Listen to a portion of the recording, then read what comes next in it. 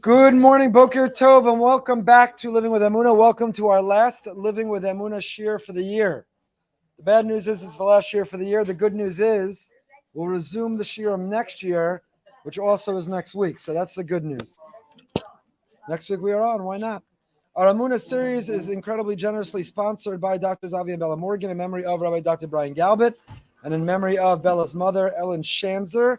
Very grateful to our friends, the Morgans, for their generosity. Today's shir is sponsored in honor of Rosh Hashanah in memory of Dr. Jacob Hiller, who exemplified a model how to live with Simcha Sachayim, by Yanina and Gordon Haas in memory of her dear sister, Sharon Leichtman Katz, whose yahrzeit is the 28th of Elul. It's also sponsored by the Orlan family, Avi and Dora Orlan, in memory of their daughter, Miriam Esther Bas Avram Yitzchak, whom we tragically lost, a very special neshama, special young lady. Our learning should be to elevate her soul, the neshama of Miriam Orlan, Miriam Esther Bas Avram Yitzchak.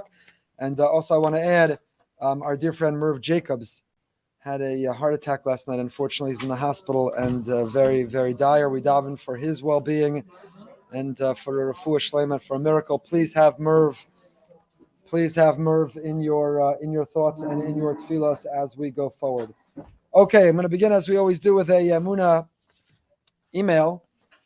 Interestingly, this is not an Emunah email that was directed to me, but this was a post. I don't know if there are any tennis fans here. Anybody follow tennis? So anyone know who won the Women's U.S. Open? Coco Gauff. I asked because I'm not sure how to pronounce the last name, so thank you. Coco Gauff. Now, she did not write me an email directly. I'm a little disappointed. Someone has to introduce her to the Emunah shir. She did not email me directly, but somebody sent the following to me and thought it'd be perfect for the Emunah shir, and I agree. It couldn't be more perfect for our theme, what we talk about, what we learn. And I guess this was a press conference after winning. She said the following, quote, "Oh my goodness, it means so much to me. I feel a little bit in shock at this moment. That French Open loss was a heartbreak for me. I realize God puts you through tribulations and trials. This makes this moment even more sweeter than I could imagine. I don't pray for results. I just ask I get the strength to give it my all. Whatever happens, happens. I'm so blessed in this life. I'm just thankful for this moment. I don't have any words for it, to be honest." The youngest American to win a U.S. Open since Serena Williams. She joins blah, blah, blah. But anyway, that was her answer to the press conference. She lost the French Open. Was she miserable about it? And she says, looking back, it was a heartbreak, but God puts us through these trials because it makes the sweeter moments even sweeter than we could imagine. And she said that she doesn't pray for results. She asks him to give strength, to give it all her will. And then whatever happens is up to him. Whatever happens is up to him. I thought that was someone shared this with me. It was a great Emunah message, really aligned with everything that we talk about in this shir. Both parts of what she said. It was interesting because right after she won, apparently she put her head down, and certain sports networks that try to be agnostic, atheistic, whatever, said, "Oh, she's taking a moment." And one of the commentators on the sports network say, "No, she's praying." And we don't have to apologize to say it. She's a very woman of a lot of faith, and she's praying with gratitude. And we shouldn't live in a world where you have to be apologetic or defensive or pretend that someone's not praying when they are. Clearly, she has a lot of faith because she saw her loss, her challenge, her disappointment in the context of being part of God's master plan that makes the sweet moments even sweeter. And that she says that when she prays for her tennis matches, she doesn't pray for the results. That's up to God. She prays to play her best and to have the strength to play her best. And the rest is up to him, whatever happens. And that's a great metaphor for life that we daven. Hashem, give us the strength, give us the koach to use our talents, our skills, our blessings, to do the best that we can with them. And the results are up to you. To not necessarily daven for the results, because the results are up to him. And one of the reasons not to daven for the results is because if we ask specifically for results, those results that we want and crave and ask for may not necessarily be the best results for us. They can't necessarily. So we daven for that girl, for that boy. We daven for that job. We daven for that house. We daven for that outcome. And if we mutcher Hashem enough, maybe he's going to say yes. But the yes wasn't really what was right for us, wasn't really what was best for us. And the best thing he could do in the world is save us from ourselves. We say this in Ashrei. We say, what do we say in Ashrei? Who's got a sitter? There's a sitter here somewhere. We say, I want to get the whole pasuk right. Oh, thank you. I'm sorry. Sephardi, Ashkenazi. I think the Ashrei is the same. We say in Ashrei, thank you for bearing with me. Ashrei. 2 Sephardi Ashreis. Sephardim really come at you. Ritzon Yirav Ya'aseh, V'es Shavasam Yishma V'yoshiem. Ritzon Yirav Ya'aseh. The Ratzon, the will of those who have all those who fear him, Ya'aseh Hashem will do. Ashrei acronym, we go all the way. We omit the nun for nefila. We don't recognize fall, but we do include the nun. Somech Hashem l'chol hanoflim. Hashem uplifts all those who have fallen. So Aleph through Taf, Ashrei follows the whole Hebrew alphabet in an acrostic, because from Aleph through Taf, Hashem is looking out for us, loves us, lifts us, responds to us. So Ritzon Yirav Yaseh, the Ratzon, the will of those who have all those who fear him, he does. Ve'eshavasam Yishma v'yoshiem. And the cries he hears and he saves us. If he hears our cries, why does he have to save us? If Ritzon Yirav Yaseh, if he follows our will, why does he have to hear our cries and save us? He follows our will. He already follows our will. He already heard it. Ritzon Yirav Yaseh, he did the Ratzon, the will of what we wanted. So why does he have to hear our cries and Yoshiem and save us? So commentators point out, because he's willing to listen to what we want, he sometimes has to save us from ourselves. So what we ask Hashem and Ashrei every day is, Hashem, here's the world the way I see it. I'd love if this girl would agree to marry me, agree to go out with me. I'd love if this would happen on this timetable, in this way, in this place, with this way. I'd love this job. I'd love this house. I'd love this outcome. I'd love to win the lottery. I'd love this happen. Here's the way I see the world. But you know what? From your perspective, from your perch, from your porch, where you get to see and you know everything, Yoshiem, save me from myself. If I'm asking for something which is not in my best interest, if I'm selling myself short, if I'm sabotaging my success, Yoshiem, save me from myself. That's what we daven every day. We say, Hashem, I'm going to fill my morning with asking you for things, and if they're consistent with what you agree is the best thing for me, great. But if it's a conflict between what I think is the best thing for me and what you think is the best thing for me, let's go with what you think is the best thing for me. So save me from myself, and if you close a door, I know another will open. And if something happens, I believe it is for a reason. Which brings us to our learning for this morning. Page Tov Mem Ches, we're in Tiva Emunah. We're still learning Rav Gamliel. I learned, my first cousin told me, we have copies here. So please take, follow, enjoy. My cousin told me that my great-grandfather who learned in the yeshiva in Kishinev, the Rosh Hashiva of the yeshiva my great-grandfather learned in is Rav Gamliel's grandfather. So it turns out we've been learning together for a long time already. Who knew? I didn't tell him that yet. Next time I go. So we're in Tiva Emunah, page Tov Mem Ches, where he's talking about Rosh Hashanah. But Rosh Hashanah keshetov mes atapuach b'dvash. For those who did not get the memo, Rosh Hashanah is very soon, 48 hours away. Very soon. So come Rosh Hashanah this Friday night, we are going to, every child on the planet knows and sings, we are going to dip the apple in the honey. And what will we say? Mevak shemanu me'akadosh baruch hu, shetechadesh alenu shana tova u'mesuka. Hashem, please renew us for a good year and a sweet year. Have a happy new year, a happy, sweet new year, a sweet new year, sweet, happy new year. I wish every Jewish organization on the planet, if I'm on your email list, I know you wish me a good year. Don't feel obligated to clog the inbox with emails from every organization. You know, everyone getting those now, flooded with those emails? Yes, that's a message to me, unsubscribe. So, no, I'm just joking. They're wonderful. You all do wonderful work. So everyone's wishing each other a happy new year, a sweet new year, a happy and sweet new year. And wonders Rav Gamliel, he's not the first. And where does this come from? In the Shulchan Aruch, Orach Chaim Siman Tov Kuf Pei Gimel Sif Aleph. This isn't some preschool creative idea someone came up with. We'll make paper mache apples and honey and dip, and we'll introduce a whole new song, dip the apple in the honey. Well, that didn't come from kindergarten. It's from the Shulchan Aruch. Rav Yosef Kar's from the Shulchan Aruch. And even though we are a people who generally are against silly superstitions, Hashem took us out of Mitzrayim, He took us out of Egypt, so that we would not subscribe to silly superstitions, but we would exclusively follow and submit and surrender and love Him, not silly superstitions. We don't believe that red strings, and we don't believe that all kinds of other silly nonsense, narishkeit, is what determines our future. We have segulas. Our segula is mitzvos.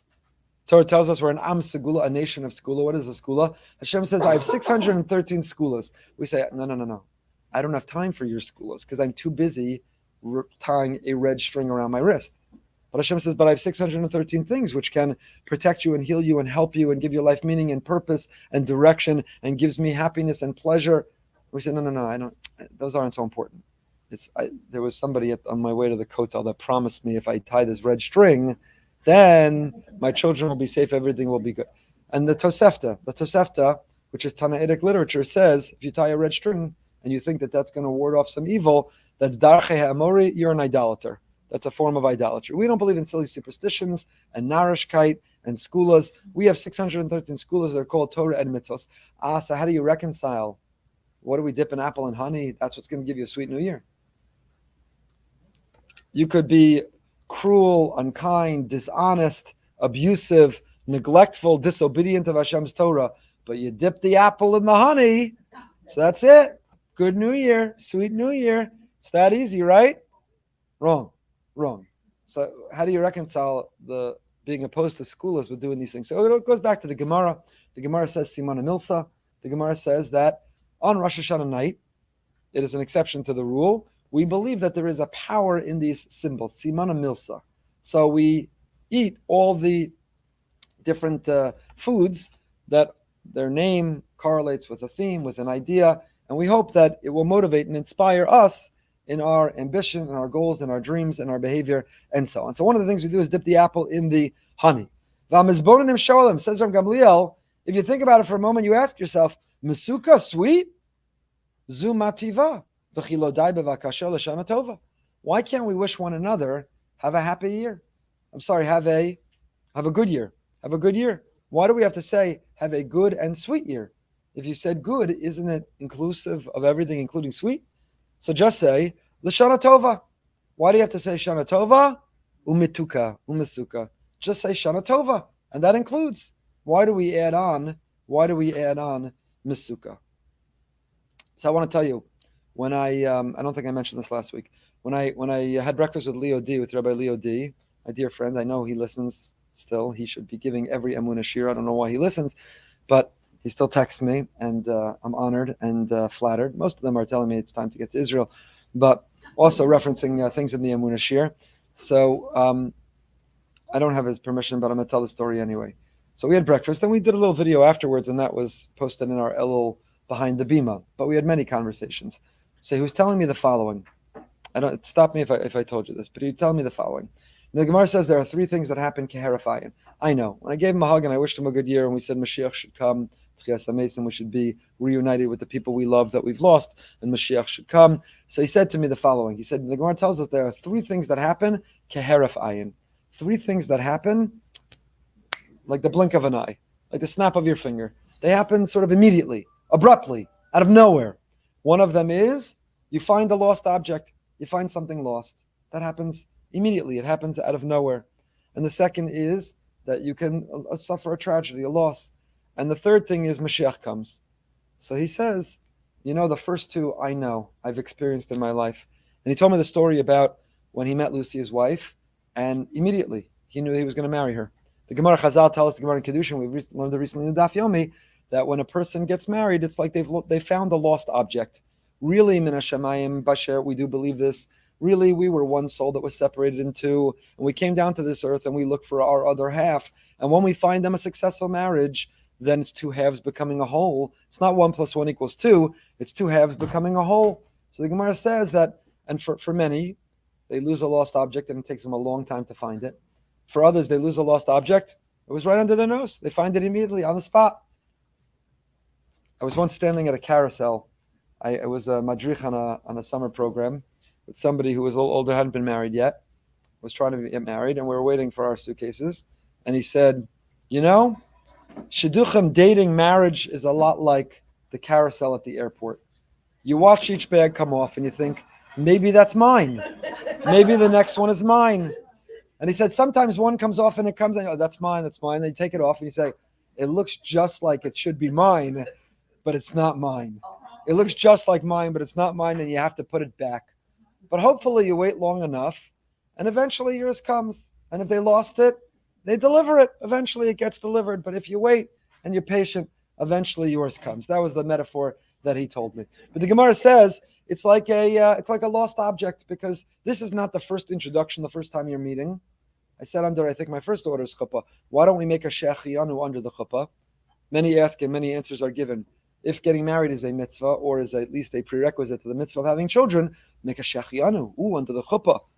You get a new car, a new house, you make a shechianu. You eat a new fruit, you make a shechianu. A new suit, a new sheitel, you make a shechianu. And you stand under a chuppah and you enter a new stage of marriage, a new stage of life, you don't make a shechianu? So many answers are given, but one of the answers is because there's nothing new here.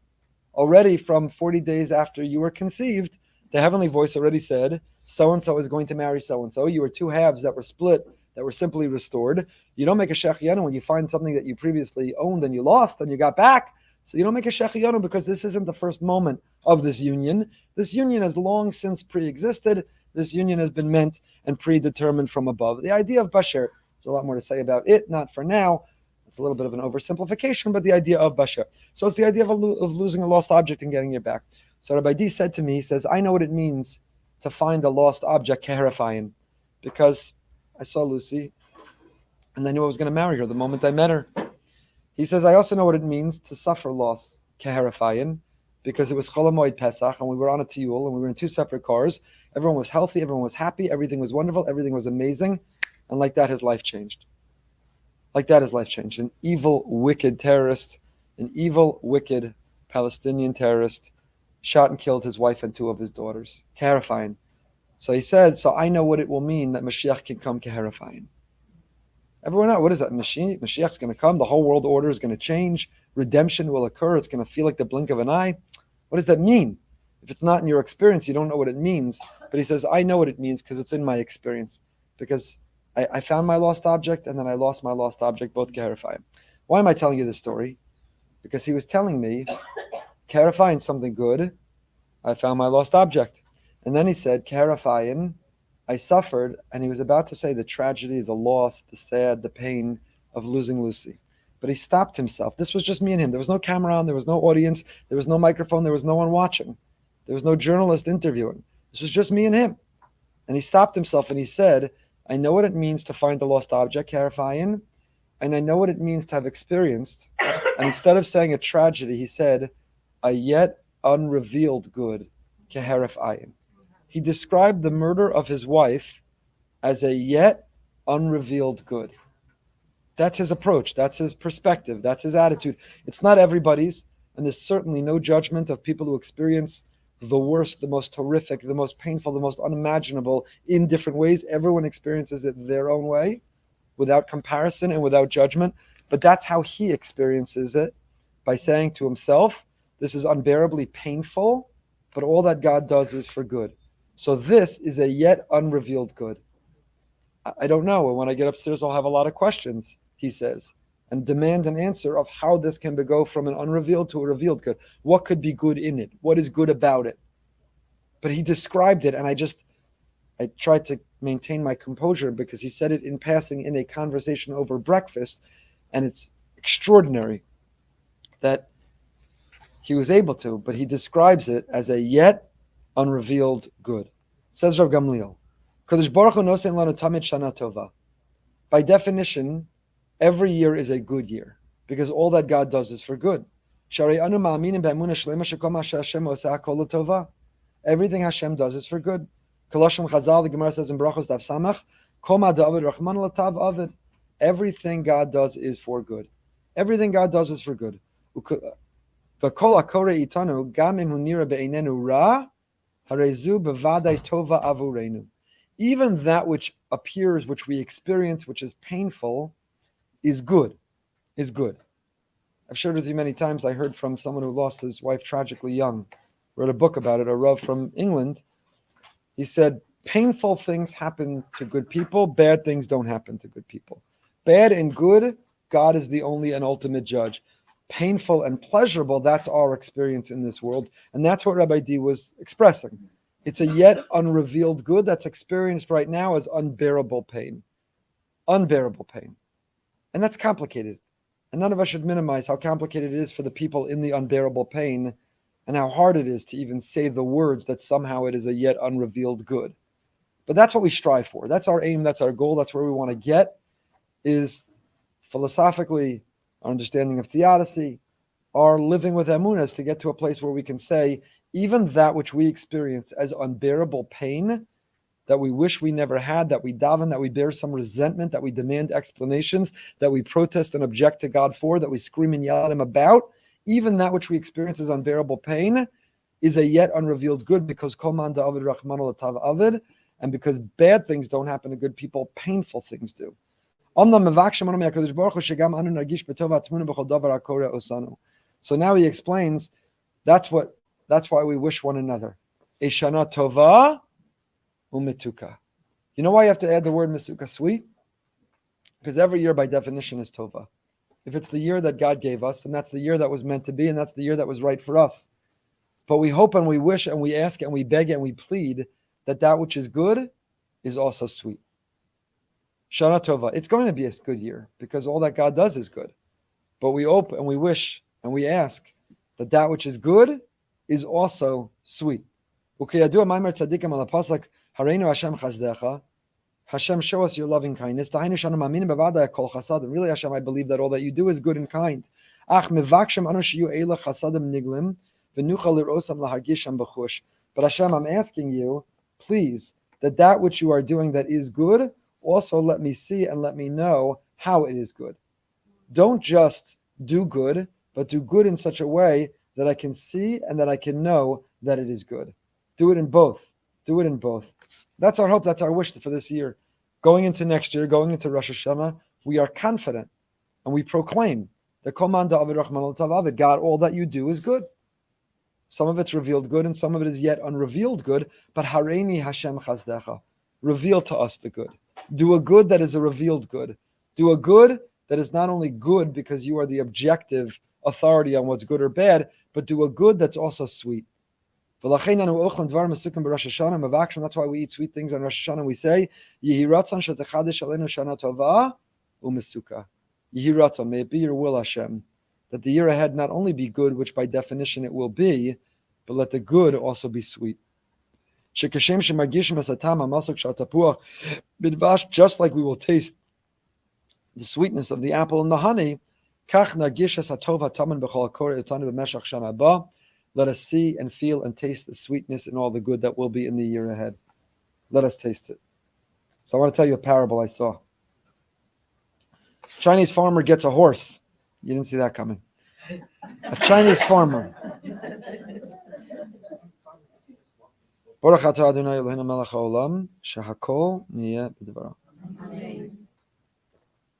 Chinese farmer gets a horse which soon runs away. And the neighbor says, "Ooh, that's bad news." And the farmer says, "Good news, bad news, who can say?" Horse comes back and brings another horse with him. Good news, you might say. So the farmer gives the second horse to the son who rides it. And the son is thrown off the horse and badly breaks his leg. So the concerned neighbor says, "So sorry for the bad news." "Good news, bad news, who can say?" the farmer replies. In a week or so, the emperor's men come and take every able-bodied man to fight in a war. And the farmer's son is spared. Good news. So, and it goes on and on and on and on. Good news or bad news, who can say? And it goes on and on and on. And of course, we have this. It's the Gemara that tells us the story about the fire, the kiva, the tent, the listim, the robbers. This ancient Chinese proverb is coming from a story from our Gemara.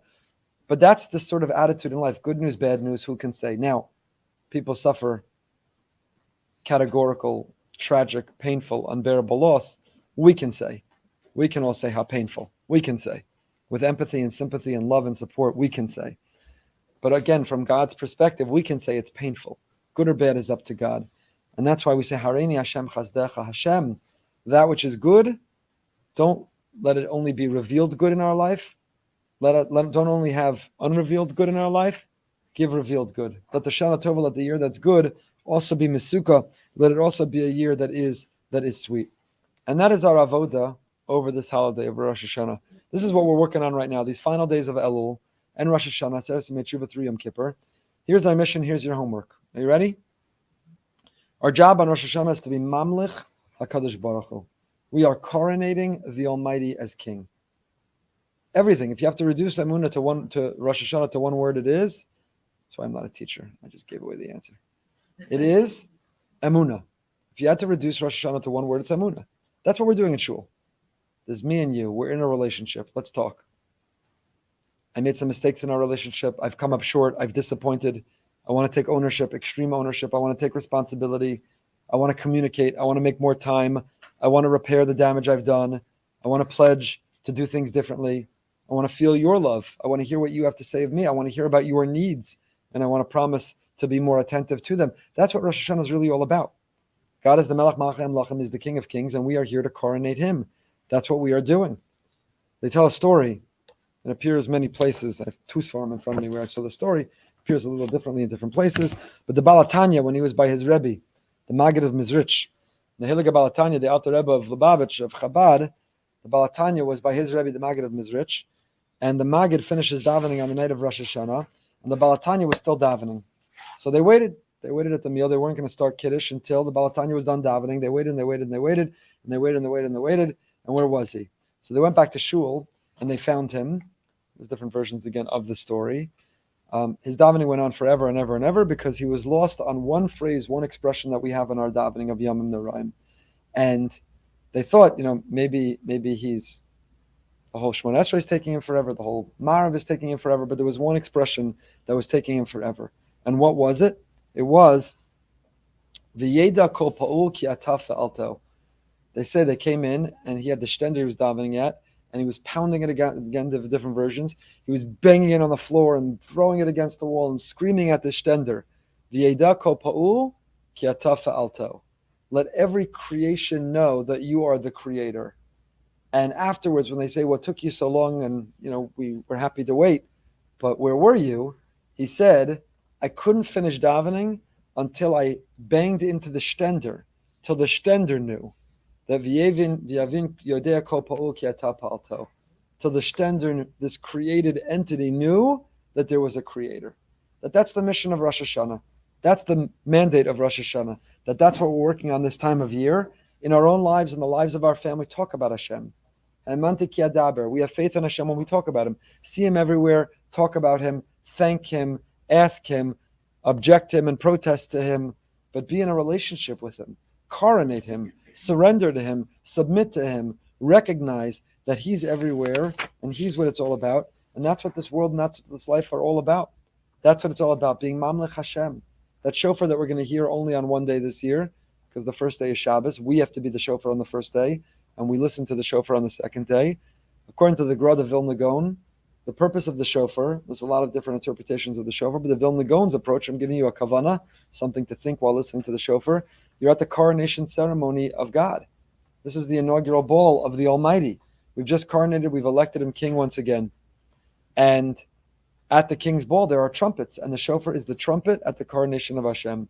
So don't be mournful and cry and fearful and afraid. And those are images. Those are one set of images you can have. But the other, much more hopeful, positive, optimistic, joyous, celebratory is, wow, I'm listening to the trumpets. I got a ticket to the ball. I got a ticket to the inauguration. I was invited to the inaugural ball of the King of Kings. And I'm listening to the trumpets play, and I'm wearing my finest, and I'm here celebrating. But you know what that makes me realize? Ooh, 1 second. If he's been reelected, if he's the King of Kings, what does a king do? He looks at his kingdom and he says, what's worthy? Who in my cabinet should remain? Who am I keeping? Who am I reappointing? Who am I replacing? Who has fulfilled their purpose and who has not? And right after the king's inaugural ball, we, the members of the kingdom, realize that the king is going to now take his new re-election and look at every member of the kingdom and say, from the blade of grass to the shtender, to the chair, and certainly to the people in his kingdom, am I renewing their contract? Are they fulfilling their purpose in my kingdom? Or is it time to let them go? And that's why after Rosh Hashanah, the Slonim Rebbe says, we spend the next 8 days of Aseres Yemei Tshuva advancing our argument for why we still belong in his cabinet. Keep me in your kingdom. Keep me on the team. So we coronate God on Rosh Hashanah. There's no mention of Chet on Rosh Hashanah. We don't clap al Chet, Hashamnu. There's no vidui. For Rosh Hashanah, people think is the day of judgment. The Torah never calls it a day of judgment. Yom Adin is not referenced in the Torah. It's Zichron Trua. Torah never calls it a day of judgment. And we don't invoke sin. We don't talk about it. We don't use the word Chet. We don't even eat egos, nuts, because that's the gematria of chet. It's my favorite kutzker of the year. Everyone knows. If you don't know, now you know. Don't make any recipes that have nuts in them for Rosh Hashanah. We don't eat nuts on Rosh Hashanah. It's a custom. It's not a law, it's a custom. We don't eat nuts on Rosh Hashanah. Why don't we eat nuts on Rosh Hashanah? Because the word egos, which is the Hebrew word for nut, is the same gematria, the same numerical value as the word chet. So the Kutzker Rebbe says, you know what else is the same numerical value as chet? Chet. So people, Kutzker Rebbe says, people, while they're cooking their recipes for Rosh Hashanah that don't have nuts because they don't want chet, are busy gossiping and slandering and listening and watching to the wrong things and doing. He says, you know what else is the same numerical value as chet? Chet. So don't just not have nuts, don't just not eat egos, also don't do chet. Chet's also the same gematria as chet. My favorite kutzker of the year. So we don't even eat nuts on Rosh Hashanah. We don't invoke chet. We don't clap al chet. We don't say vidui. So how could it be? What kind of a Yom Hadin is this? It's pretty weak Yom Hadin. So the answer is, it's not really Yom Hadin. It's the coronation ceremony of the Almighty. We're coronating Hashem as King. We're at His inaugural ball. We're blowing the trumpet to celebrate. And then that automatically triggers us to say, whoa, if we just reelected, imagine right now you've got primaries and elections and people are working on campaigns and they're trying to prove their worth and they're trying to help their candidate get elected. And let's say they win. It's election night. The ballots are all in and they win. And everyone agrees they won. And they win. And they celebrate. And at least for that night, there's streamers and there's music and there's trumpets and they celebrate. And then they're sworn in their candidate. And there's the inaugural ball and everyone's wearing their finest. And the confetti falls from the ceiling. And then all of a sudden, the staffers, they look to themselves and they say, what's with tomorrow? Who's got a job tomorrow? Who on the staff that got the person reelected, what's with tomorrow? Did they get a job? Did they land a position in the new administration? Or are they on their own? What will determine the answer to that? Their worth, the difference they make. Do they fulfill their purpose? Do they have a mission? Do they contribute? That will determine whether they have a position on the staff. That's the mentality, that's the attitude we have. We are right now working. All of Elul, Erev Rosh Hashanah, we are on the campaign team of God. We're putting lawn signs, we're knocking, we're going door to door, we're telling everybody, you know who's the king? Except the king. He's the king. The Gra of Vilna Gaon also says, what's the difference between a moshel and a melech? What's the difference between a moshel and a melech? A moshel is a ruler, and a melech is a king. What's the difference between the two? A moshel imposes himself on people. They're a dictator. A melech is elected king. Hashem can be a moshel or he can be a melech. He's in charge either way. He can be in charge as a dictator, or he can be in charge because we've elected him.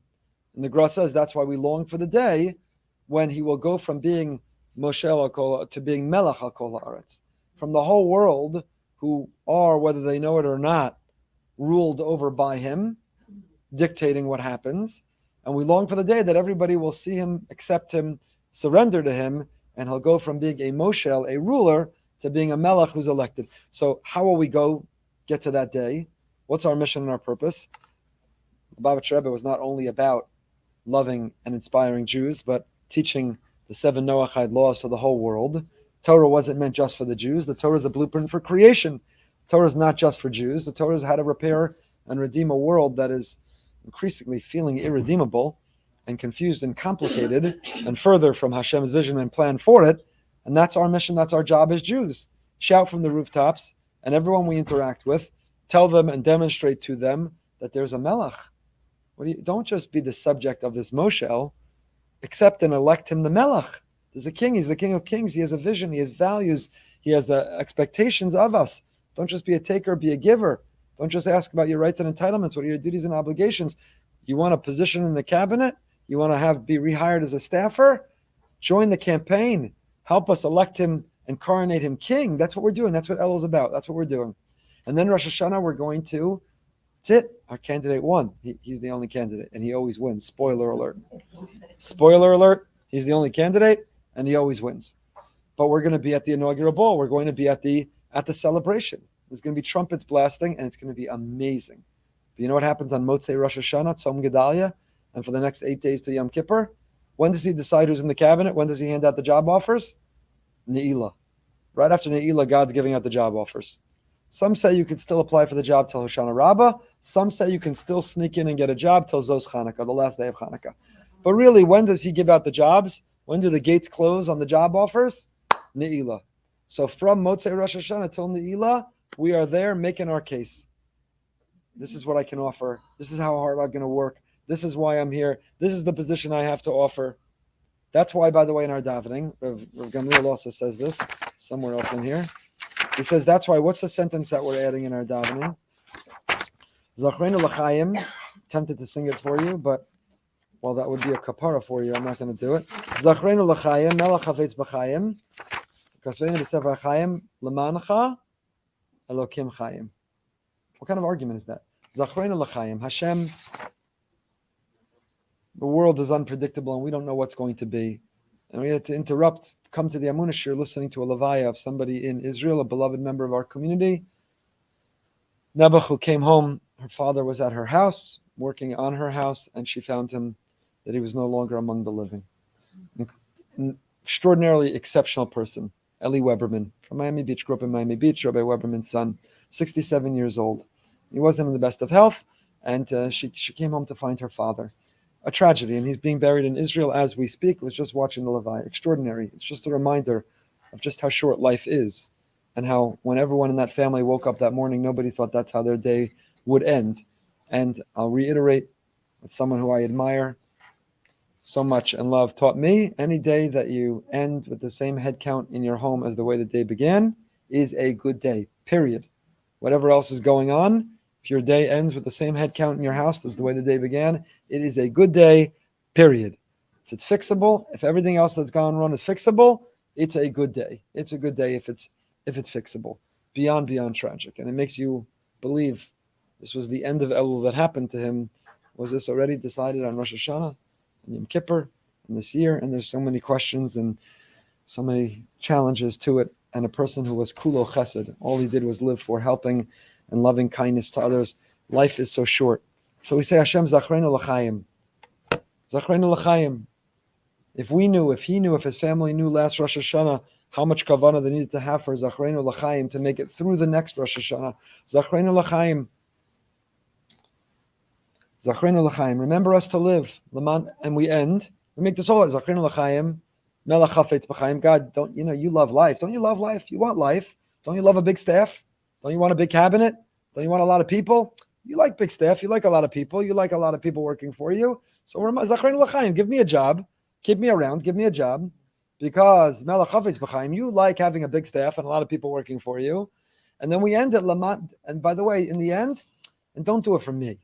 Lamancha Elokim chaim. Lamancha, for you. Give me life. Lamancha Elokim chaim. Do it for you in the end. We say it in Avinu Malkeinu. I say Lamancha, lo lamanenu. We say it in our slichos that we've been saying. I say Lamancha in the assays. Over and over in our davening, we make all the argument for us, and as like the last, I was going to call it a hail something, but that wouldn't be appropriate. In the last ditch effort, we say, we give every argument under the sun, keep us around, renew our contract, add us to your cabinet, keep us on your staff. And here's the final argument. Don't do it for us. Do it for you. But how is that argument? What are we saying? What kind of an argument is that? How does it help God? He's infinite. He's omnipotent. He's all perfect. How is it lamancha? How is it for him? How is it for him? And the answer is what we're saying to God is, you need me. You need me. Because ein melech below am, there is no king without a people. And this world doesn't all know you and accept you and coronate you as king. And you need me to help continue to go door to door and post on social media and scream from the rooftops and put on the lawn signs. And you need me. You need me to get your message out. You need me to get people to elect you. You need me to get people on your side. Lama'ancha. I'm here and ready to work for you. But that only helps if what? You're here and ready to work for him. So the whole argument is, keep me around and keep my family around. Give us the resources we need. Give us the good health that we need. Give us the strength that we need. Why? For us, for our pleasure, so that we can have more things, go on more vacations. Those are nice, and there's nothing wrong with them in the right context. Enjoy them. But that's not why we're asking for life. We're not asking for life and health and parnasa so we can get more pleasures in this world. Why are we asking for it? Because I want to be in your cabinet. I want to be on your staff. So position me to be the most effective. So God, if you want me to be able to travel and go and penetrate and make a difference, I need an expense account. I can't do it if I have no expense account. You want me hospitality. You want me to have your children over for meals who have nowhere else to go. I need an expense account. How am I supposed to host people? How am I supposed to travel? How am I supposed to help? How are we supposed to run a pre-Rosh Hashanah market that ran out of food both days, 4 hours before the end of the time we posted, because that's how many of your children needed relief and food. And there are extraordinary people in this room who volunteered for hours. Unbelievable. Pouring sweat, working hard, lifting boxes. They can testify to how many trucks came, how much food kept coming, how much was replenished, and it wasn't nearly enough because Hashem, that's how many of your children needed relief and help as prices have skyrocketed just to be able to make Yontif. So Hashem, how can I work for you if you don't give me the expense account, if you don't reimburse, if you don't provide the resources? So we're not asking so that we have things and go on vacations. Those are nice too, because every worker also gets time off. And you need a salary for yourself. But Hashem, I need also an expense account to take care of your children. I need an expense account to run your campaign. We need ad buys. We need to buy. We need to promote you. I need an expense account. So I'm giving you the winning secret right now. I'm telling you the formula. And you got to mean it. We've got to mean it. It can't be fake. It can't be insincere. Because here's the thing about our candidate. He sees right into our heart. Other politicians and other candidates, you could pull the wool over their eyes. Here's the thing about our candidate that we're electing. He sees right into our heart. He's bochen leva klayos. He knows everything. Habochen levavos b'yom din. Hashem sees right into our heart. He knows if we're sincere or not. You want to make it on the staff? You want to be on the cabinet? You want to be part of next year's team? Lemancha Elokim Chayim. The argument, the winning argument is Hashem. It's not for me that I'm asking. It's not for me that I'm wanting. I want good health. I need good health for me and my team, for me and my committee.